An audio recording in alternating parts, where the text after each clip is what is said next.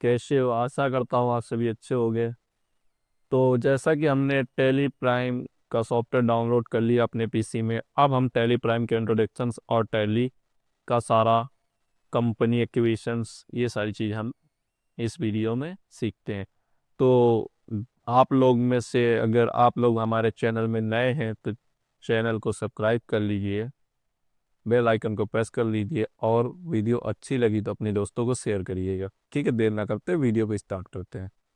देखिए, टैली की ये विंडो होती है, जो ये विंडो है, ये गेटवे ऑफ टैली की विंडो होती है। इस विंडो में हम लोग कई तरह के लाइसेंस हमको पहले मिलते हैं। देखो यहाँ पे ये जो हमारी विंडो है, इस विंडो में हम सबसे पहले अपने लाइसेंस के बारे में बात करते हैं।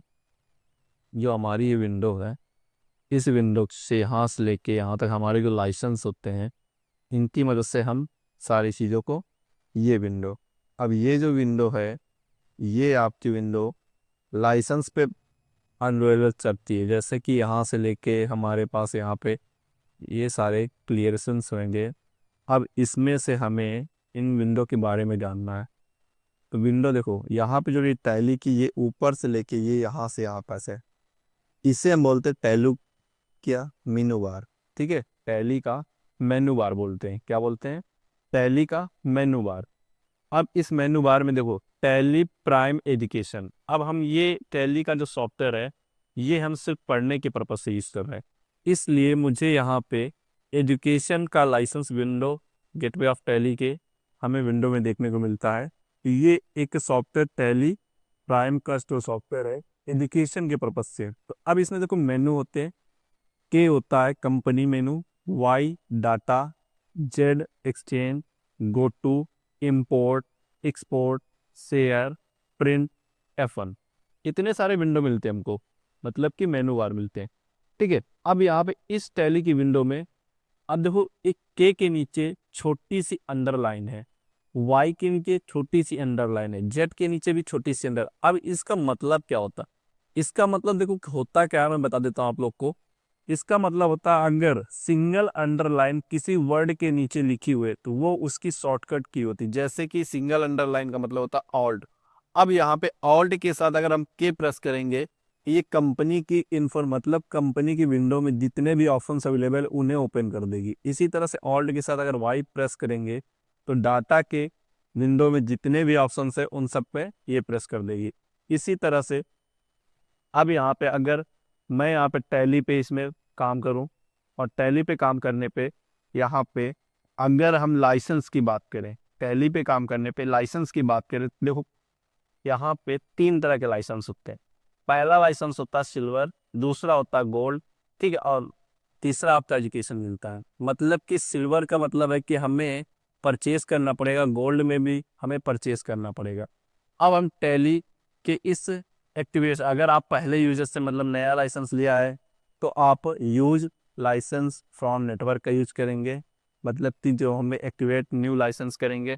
और अगर आपने लाइसेंस नेटवर्क के बेस पे मतलब कि शेयरिंग के लिए लिया है तो यूज लाइसेंस से यूज करते हैं। रीएक्टिवेट लाइसेंस मतलब आपने पहले से यूज कर रहे, आपके पास लाइसेंस है और सॉफ्टवेयर आप पहली बार इंस्टॉल कर रहे हो या दूसरी बार इंस्टॉल कर रहे हो, तो आपको एक्टिवेट करने के लिए रीएक्टिवेट एडिटिंग लाइसेंस का इस्तेमाल होता है। अब यहाँ पे नेक्स्ट हम बात करते हैं, तो tally continue in educational mode में। तो एजुकेशनल मोड में हम टी प्रेस करेंगे तो इसके अंदर जाएंगे, और जैसे अंदर जाएंगे तो यहाँ पे दो तरह की विंडो, पहले सबसे फर्स्ट विंडो आपको मिलेगी सेलेक्ट कंपनी की। मतलब कि ये कह रहा है कि अगर आपके पास ऑलरेडी से कोई कंपनी का डाटा पड़ा हुआ है तो आप उसे ओपन करके काम कर सकते हो। अगर नहीं पड़ा है तो आप क्रिएट कर सकते हो कंपनी को, या फिर सिलेक्ट रिमोट कंपनी। अगर किसी की अदर कंपनी को आप एक्सेस लेना चाहते हो तो यहाँ पे सिलेक्ट रिमोट कंपनी को ले सकते हो। ठीक है, स्पेसिफाई पाथ, मतलब कि अगर कोई कंपनी में पाथ में है, सिलेक्ट फ्रॉम ड्राइव मतलब किसी अदर ड्राइव में आपको डाटा पड़ा है तो उसे सिलेक्ट कर लीजिए। तो मेरे पास ऐसा कुछ नहीं है तो मैं न्यू कंपनी को स्टार्टअप करूंगा। न्यू कंपनी जब स्टार्ट करेंगे तो कंपनी कैसे क्रिएट करते हैं वो सारी चीज़ हम सीखते हैं। तो देखो, कंपनी को क्रिएट करने के लिए क्रिएट कंपनी में जाएंगे, और जैसे क्रिएट कंपनी में करेंगे तो क्रिएट कंपनी की विंडो ओपन होके आ जाएगी। यहाँ पे देखो कंपनी क्रिएशंस की विंडो ओपन होके आ रही है, क्रिएशंस की विंडो ओपन होके आ रही है। ये क्रिएशंस की विंडो हमारी ओपन होके आ रही है, ये जो है ये क्रिएशंस की विंडो ओपन होके आ रही है। ठीक है, अब यहाँ पे देखिए कंपनी का पाथ है, पहला क्या है कंपनी का पाथ। इसके बाद कंपनी का पाथ में देखो ये पाथ दिया, लेकिन हमें पाथ देना मोस्ट इम्पोर्टेंट क्यों, क्योंकि जब भी हम डाटा को कंपनी बनाएंगे तो डाटा को एक इम्पोर्टेंस पाथ में रखेंगे, क्योंकि जब भी हमारी कंपनी डिलीट होगी तो मेरा कंपनी का पूरा प्रॉफिट लॉस बैलेंस शीट सारी कंपनी डिलीट हो जाएगा और बैकअप नहीं हो पाएगा। मतलब कि एक साल में आपने जितना ट्रांजेक्शन बिजनेस का किया उसके अंदर हम फिट करते हैं, अगर कंपनी डिलीट तो सब कुछ चला जाएगा डाटा। इसलिए विशेष तौर पे जब कंपनी बनाएंगे तो कंपनी का पाथ देना एक बहुत इंपॉर्टेंट चीज़ है, इससे ज़रूर पे ध्यान रखें। तो हम जैसे कि हम डेस्कटॉप पे पाथ इसका देना चाहते हैं कि यहाँ पे जाएंगे सिलेक्ट फ्रॉम ड्राइव पे, अब यहाँ पे इंटर करेंगे और इंटर करके हमारे पास डेस्कटॉप ओपन आ गया। अब किसी के वाले में डेस्कटॉप नहीं आता तो यहाँ पे ड्राइव पे जाके आप आपका ऑप्शन आता है, तो आप कर सकते हो। यहाँ पे डेस्कटॉप को सिलेक्ट करूंगा और डेस्कटॉप को सिलेक्ट करने के बाद इंटर करूंगा, देखो C drive user hacker desktop के नाम से हमारा मतलब कि कंपनी का पास सिलेक्ट होगा। अब कंपनी के नेम से मैं बनाना चाहता हूँ तो मैं एन एस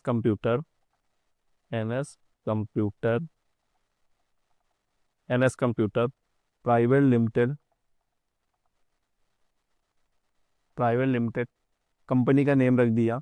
इसका मेलिंग्स में भी सेम नेम होगा। अब यहाँ पे एड्रेस में आप कुछ डालना चाहते हो डाल दो, नहीं डालना कोई दिक्कत नहीं, आप इंटर करिए। इंटर करके नेक्स्ट आगे बढ़िए। अब यहाँ पे जैसे कि यहाँ पे मान लीजिए मुझे स्टेट डालना है और गलती से मैंने स्टेट नहीं डाला, मैंने ऐसे कर दिया बैक आ गया मतलब आगे आ गया। अब मुझे पीछे जाना तो मैं कंट्रोल के साथ में नहीं, मैं शिफ्ट के साथ में टैब बटन प्रेस करूंगा तो एक स्टेप बैक आ जाएंगे। ठीक है, एक स्टेप बैक आ जाएंगे। या फिर आप एरो की से भी ले सकते हो कर्सर पॉइंट को, या फिर माउस से भी आप क्लिक कर सकते हो। ठीक है, और टैली के अंदर जितना आप माउस का यूज ना करो उतना ही बेस्ट आपको अच्छा लगेगा, रिजल्ट भी मिलेगा। तो अब मैंने सिर्फ टैप किया पीछे आ गया। अब मान लीजिए मुझे कंपनी ही ऊपर लेके जाना है, मतलब कि कंपनी का नेम में ही लेके जाना है, तो सिर्फ टैब प्रेस करूंगा फिर ऊपर चला जाएगा। ये देखो अब आगे एक स्टेप बढ़ाना है तो मैं टैब बटन का यूज करूंगा तो एक स्टेप आगे आएगा, फिर टैब। अब मैं यहाँ पे अगर यूज करना चाहता हूँ मतलब स्टेट डालना चाहता हूँ तो मैं छत्तीसगढ़ को डाल देता हूँ। छत्तीसगढ़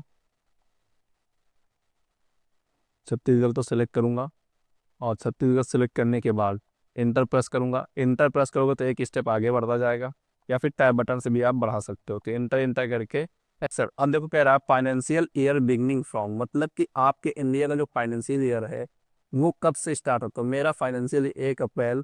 अब ईयर चेंज कर सकते हो, जैसे 25 की कंपनी है मतलब आप 25 में काम करने जा रहे हो तो आप 25 में काम कर सकते हो। स्टार्टअप आपने 25 से किया तो इसका फाइनेंशियल ईयर खत्म होगा जाके एक 31 फर्स्ट जो भी है आपका 2026 में खत्म होगा। ठीक है, तो यहाँ पे सेम चीज रहेगी और बुक्स बिगनिंग टॉप में सेम रहेगा और इंटर करके एक्सेप्ट कर लेंगे। अब एक्सेप्ट करने के बाद हमें थोड़ा सा वेट करना होगा।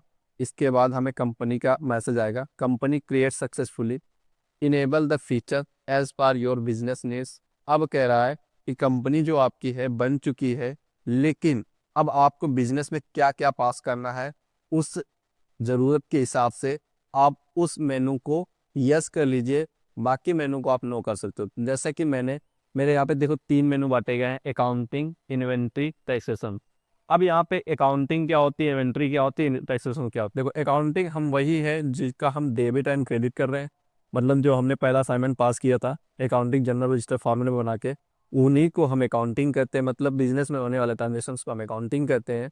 अकाउंट्स के अंदर ही हम DRTR करते हैं, मतलब डेबिट क्रेडिट। ठीक है, अब इसमें हमें फीचर्स मेंटेन अकाउंट, क्यों मेंटेन अकाउंट करना है, क्योंकि अभी हम सिर्फ अकाउंटिंग पढ़ रहे हैं, अभी हमने कोई ऐसा फीचर्स इधर नहीं पढ़ा कि यह हम यस कर सके। तो हमने मेंटेन अकाउंट को यस रखा और एंटर किया। इसके बाद कह रहा इनेबल बिल वाइज एंट्री, तो अभी हम कोई अकाउंट का बिल भी नहीं दे रहे हैं, मतलब बिल वाइज एंट्री नहीं करेंगे। तो इसे हम एन लिखेंगे और ओ लिखेंगे, इंटर कर देंगे तो NO से मतलब नहीं।